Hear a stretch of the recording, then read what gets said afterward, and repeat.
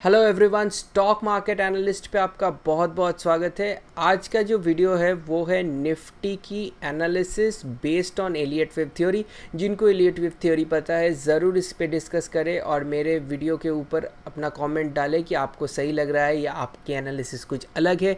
और जिनको Elliott wave के बारे में पता नहीं है उनको मैं बता देता हूँ कि एलियट वेव बोलता है कि पहले आपको प्राइस जो ऊपर जा रहा है वो 5 वेव में ऊपर जाती है और उसकी करेक्शन 3 वेव में आती है। इसका जो एनालिसिस शुरू होता है कोई एक सिग्निफिकेंट लो या सिग्निफिकेंट बॉटम या पिछली वाली साइकिल के बाद से इसकी एनालिसिस शुरू होती है। तो ये इसका एक सिग्निफिकेंट बॉटम था। इसके हिसाब से 23 मार्च निफ्टी की बॉटम लग गई थी और उसके बाद से इसका रिकवरी शुरू हुआ। तो हम 25 मार्च की कैंडल को पकड़ेंगे इस वेव के फर्स्ट दिन के हिसाब से। तो अभी हम लोग वेव्स ड्रॉ करेंगे और आप फॉलो करते रहना। ये हमारे हाई इलियट वेव की फर्स्ट वेव जो ऊपर का होता है और हम इसका नाम दिए 1, वेव 1। इसके बाद हम कलर चेंज कर देते हैं तो आपको सुविधा होगी। पहली वाली जो वेव होती है उसको बोलते हैं इम्पल्स। उसके बाद उसकी एक वेव होती है जिसको बोलते हैं करेक्टिव वेव और वो होती है 2। उसके बाद फिर से कलर चेंज कर देते हैं और एक बार इम्पल्स होगा जो आएगा इसकी ये वाली चाल, ये आई इसकी नंबर 3।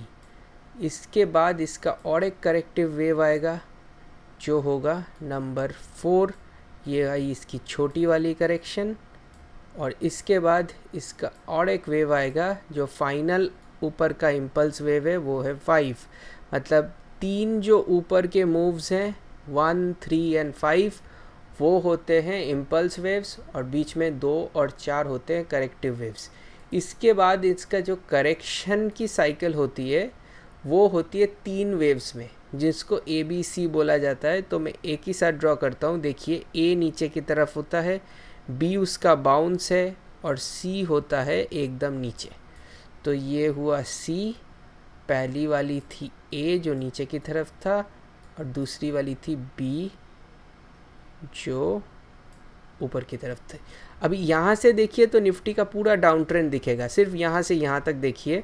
इसमें क्या होता है, जो नीचे जाता है नीचे वाली मूव बड़ी होती है, बाउंस छोटी होती है, फिर नीचे वाली बड़ी होती है। ये एक डाउन ट्रेंड का साइन है क्योंकि ये था इसका करेक्शन वाली वेव्स। और जो ऊपर जाती है देखिए ऊपर का मूव बड़ा छोटा होता है इसका करेक्शन, फिर एक बड़ा मूव, फिर छोटी करेक्शन, फिर एक बड़ा मूव। तो ऐसे जो होता है इसमें ये भी बोला जाता है कि पहली वाली का जो लो होता है वेव शुरू होने से, दूसरी जो करेक्शन है वो इसको नहीं काटना चाहिए। ये डाउ थ्योरी भी बोलती है कि मैक्स टू मैक्स इस लेवल तक आ सकती है लेकिन इसके ऊपर रहेगी या इसके लेवल तक आएगी तो ही ये वेव है। अगर वेव नीचे चला जाता है तो ये कैंसिल हो जाती है, लेकिन यहाँ पे ऊपर है तो कोई दुविधा की बात नहीं है। ये एक सिंपल क्लियर वेव है जिसमें 5 ऊपर के और 3 नीचे के कंप्लीट होने में एक साइकिल कंप्लीट हो जाता है। और इस साइकिल के हिसाब से हम फ्यूचर का अभी ड्रॉ करेंगे क्योंकि देखिए यहाँ पे एक सिग्निफिकेंट बॉटम या सिग्निफिकेंट लो हम बोल सकते हैं, लेकिन यहाँ से देखिएगा तो नेट में आप ऊपर ही गए हैं। क्यों फिर भी इस मूव की एक लो यहाँ पे लगी क्योंकि इसमें साइकिल कंप्लीट हुआ। और ये जो बोलते हैं कि इसकी जो करेक्शन होती है वो बड़ी वाली करेक्शन होती है। ये सब करेक्शन से इसकी साइज़ बड़ी है। सारे चीज़ यहाँ पे मिल गया तो ये copy book full cycle wave हो गया। अभी इसके बाद हमारा फिर से शुरू हो जाएगा साइकिल इस वाले लो से। आपको दिख रहा है ये हुआ इम्पल्स का फर्स्ट वेव, ये हुआ इम्पल्स वेव 1।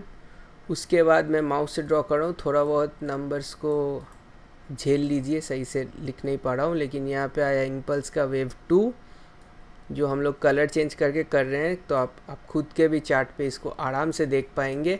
इलियट वेव अगर आपको पढ़ना है तो आप नीचे बताइएगा, मैं बुक सजेस्ट कर दूँगा। और यहाँ पे है वेव 3, ये हुआ वेव 3। ये भी एक इम्पल्स होता है क्योंकि first and third and fifth impulse होते हैं। सेकेंड वाली करेक्शन वाली वेव होती है। पिछले वाला चार्ट है मैंने इसीलिए ड्रॉ किया कि आप देख पाए। इसके बाद एक छोटी वाली करेक्शन, पिछले बार भी देखिएगा ये वाली करेक्शन बहुत छोटी थी निफ्टी की, फोर्थ वाली नीचे की। अभी जो फिफ्थ है इसमें थोड़ा डाउट है। बहुत कोई बोल सकते हैं कि ये यहाँ पे घूम गया तो ये फिफ्थ है, लेकिन मुझे जितना लग रहा है कि आप अगर साइज़ नापेंगे वेव्स की करेक्शन की कुछ भी, तो ये वाली वेव की जो ड्यूरेशन है या आपकी परसेंटेज है ये इन्फो लाइन से दिखा देगी। ये थी आपकी एक 16% की मूव निफ्टी की, ये जो वेव हुई थी वो थी 16% की। तो इस हिसाब से ये वाला जो मूव है ना, आप दूसरा वाला इम्पल्स भी ले लीजिए। दूसरा वाला इम्पल्स यहाँ से यहाँ तक ये थी 9 लगभग 10%, 9.7 दिखा रहा है, लगभग 10%। तो यहाँ से यहाँ तक का जो वेव है ना वो होता है 5%, लेकिन 5% का नहीं होना चाहिए, क्योंकि इलियट की ये भी एक बात है कि 3 ऊपर वाले वेव्स में से एक बड़ी वाली मूव आती है और 2 छोटी वाली आती है। अगर ये 14% वाले मूव को 16% वाले को बड़ी वाली मूव पकड़ते हैं तो 3 जो मूव है वो है 10%, तो उसके बाद 5 भी 10% के आसपास आना चाहिए। तो 5 अगर हम यहाँ पे पकड़ते हैं 250 के ऊपर, तब वो आ रहा है 9%, और यहाँ पे भी था 9.73%, यहाँ पे 8.73%। तो ये दोनों इम्पल्स सेम साइज़ के हैं। तो ये भी इलियट बोलता है कि 3 इम्पल्स में से 2 इम्पल्स एक साइज़ के होंगे और एक इम्पल्स बड़े वाले होगा। तो इसमें फर्स्ट वाला बड़ा वाला है तो 3 और 5 छोटे छोटे होंगे। तो इसीलिए मैं बोल रहा हूँ कि ये पूरा 10 to 50 तक ये एक ही इम्पल्स वेव है, इसीलिए हम इसको अभी ड्रॉ कर देंगे। ये आएगा आपका 5th वेव। तो इसके बाद हमने एक, आप अगर मेरा चैनल देखते होंगे तो आपको पता होगा कि हमने एक लाइन लगाई थी, वो लाइन था 11,250, जो था इसका एक रेजिस्टेंस। अभी टेक्निकल्स के बाकी जो चीज़ है ना उनको आप भूल नहीं सकते, ये सबको मिला के ही एनालिसिस होता है। तो इलियट वेव बोल रहा है कि 5 यहाँ पे ख़त्म हो रहा है, लेकिन 5 और ऊपर नहीं जाएगा, क्योंकि यहाँ पे एक रेजिस्टेंस भी है। तो हम नाप सकते हैं कि 5 यहाँ पे ही होगा, और ये 8.73% का मूव है, और ये वाला सेकंड वाला इम्पल्स भी 9.73 था। तो दोनों पास पास एक ही परसेंटेज के मूव्स है, तो हम लोग सोच सकते हैं कि ये दोनों मूव्स का साइज़ सेम था। तो इसके हिसाब से ये वाली 5 वाली मूव की टर्मिनेशन हो गई थी 22 जुलाई की कैंडल में। अभी आपको फ्यूचर बताता हूँ, जो इलियट वेव बता रहा है इसकी एक करेक्शन आनी चाहिए, जो है ए लेग की करेक्शन, और वो ए लेग की करेक्शन अभी शुरू हो चुकी है, इसीलिए निफ्टी ऊपर नहीं जा पा रही है। अगर आप चैनल को फॉलो करते हैं, दूसरे टाइप का एनालिसिस हम लोग किए हैं, वहाँ पे भी बोल दिया था कि यहाँ से करेक्शन शुरू हो रही है, और इलियट भी सेम ही चीज़ दिखा रहा है कि यहाँ से करेक्शन शुरू हो गई है, और ये जो साइडवेज करेक्शन है वो हो रही है ए वाली लेग की करेक्शन। तो इसके हिसाब से मुझे जितना लग रहा है ए वाली लेग की जो करेक्शन है वो अभी भी चलेगी और पूरा हफ्ता चलेगी, और हफ्ते के एंड में मुझे जैसे लग रहा है कि ए वाली करेक्शन थोड़ी सी डिप, मतलब ज़्यादा नहीं, हम लोगों का एक लेवल दिया हुआ था, मैं उसको फिर से यहाँ पे ड्रॉ कर देता हूँ। हम लोग एग्जैक्ट लेवल्स ड्रॉ करते हैं। 10,930 ये वाली एक लेवल था। तो मुझे अभी लग रहा है कि ये जो करेक्शन है इसको अगर आना है तो एक बार 10,930 तक ए लेग की करेक्शन करने आ सकती है। ये आएगी इसकी ए लेग। इसके बाद हिसाब के अनुसार इसके ऊपर जाना है, लेकिन नॉर्मली वो 5th के ऊपर नहीं जाती है। 5th वाले जो इम्पल्स मूव है उसके ऊपर नहीं जाती है। अगर जाना भी चाहे तो थोड़ा बहुत ऊपर जाके फिर रिटर्न होना है।